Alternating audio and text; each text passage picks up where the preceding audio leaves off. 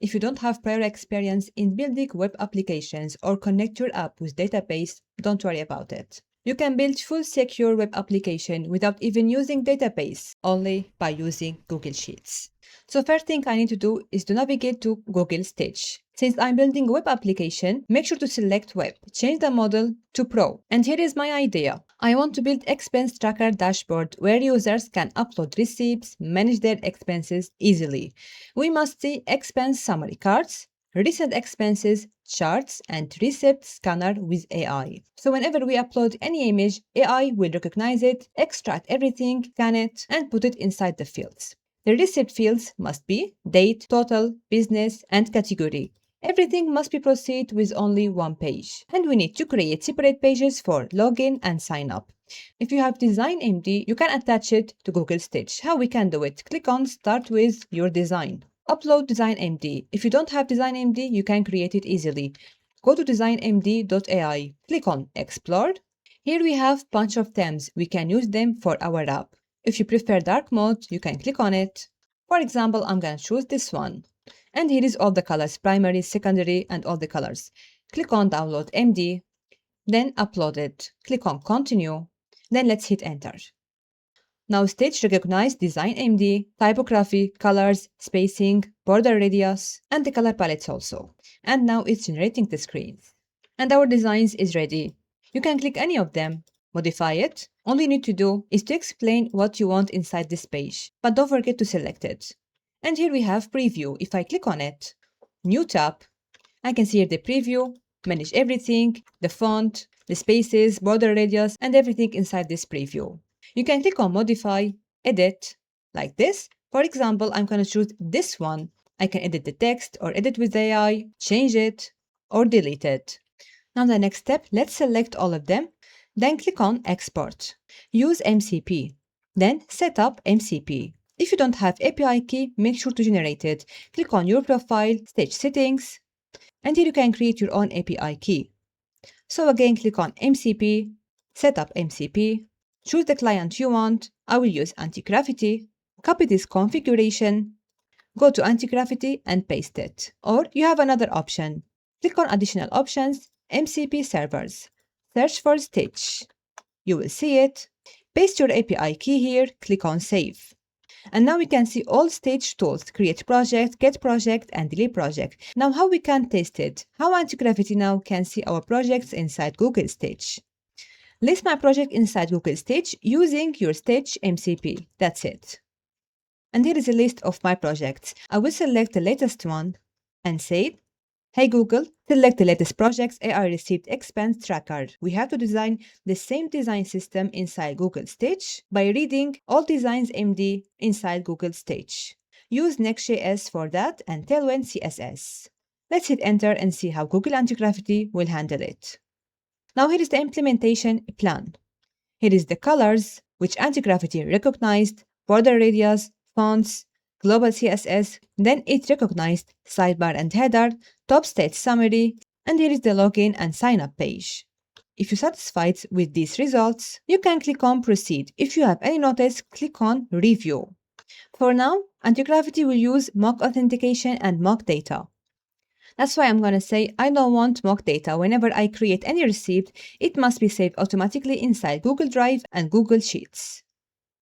So for that, we need Google Client Email, Google Private Key, Sheet Spreadsheet ID, and the Drive Folder ID. It's very easy, we can handle it. Now click on Proceed.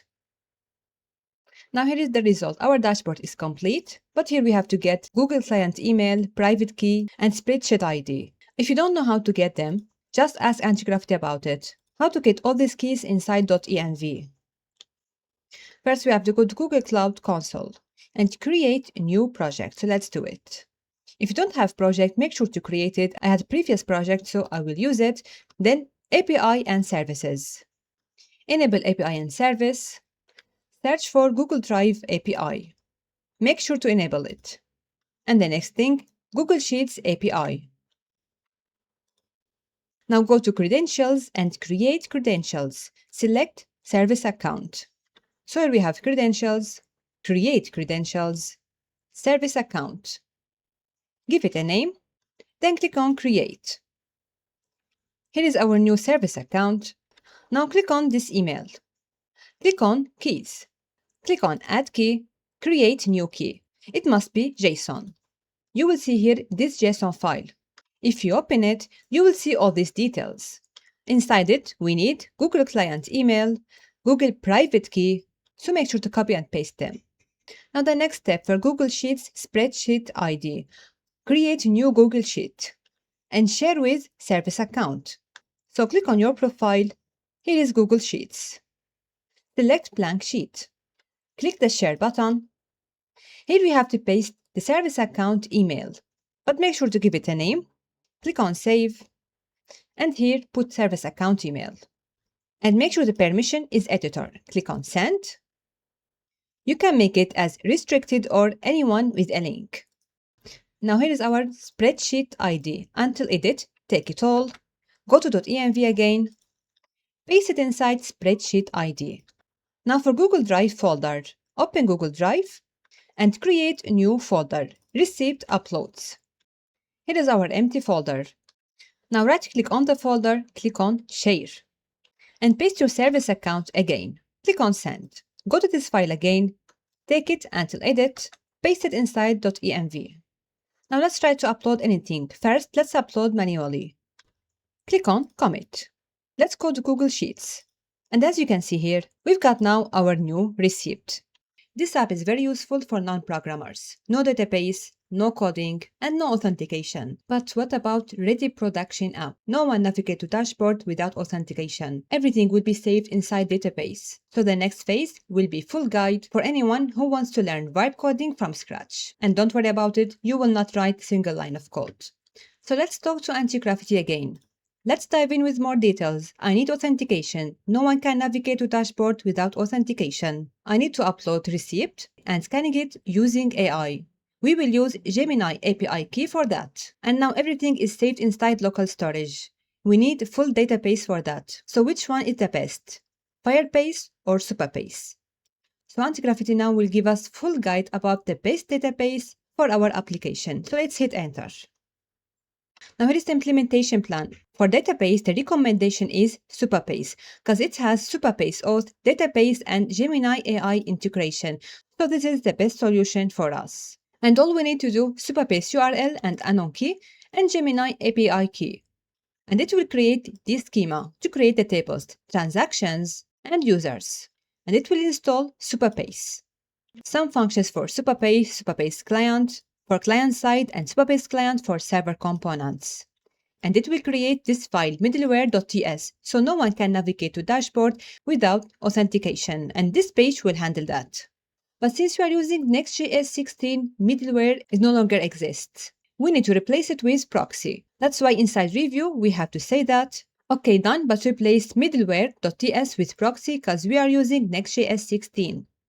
And here is another problem. For Gemini API key, it will use Gemini 2.5 Flash model, and this no longer exists. We have to replace it with Gemini 3.5 Flash.